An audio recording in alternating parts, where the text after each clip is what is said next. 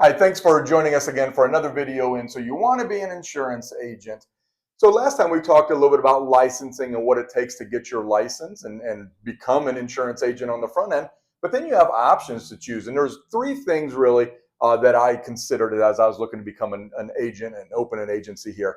The first one is being a captive agent. So working for a prior insurance company, I feel like I had a pretty good understanding of what being a captive agent would look like.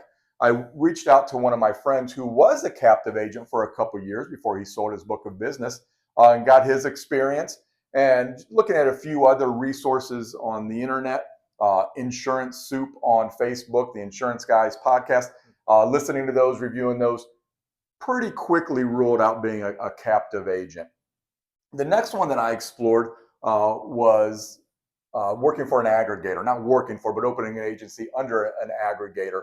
And the aggregator that I was working with basically came back and said, not the right climate to open your own insurance agency, go work for somebody.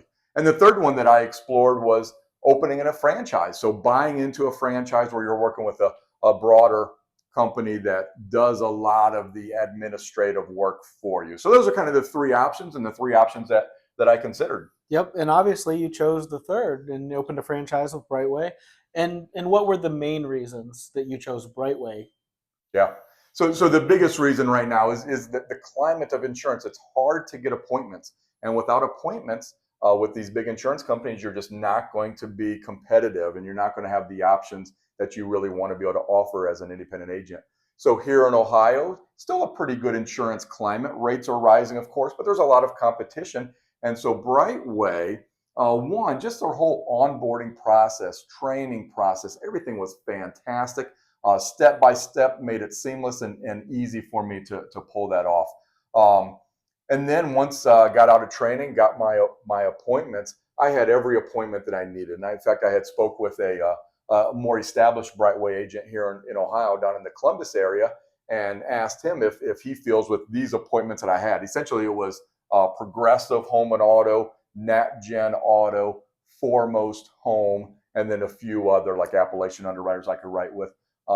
He said, as long as you have those key ones, you'll be able to write good business. Absolutely. And so I didn't have all of the appointments that we wanted at the time, but we had some of the key appointments here in Ohio.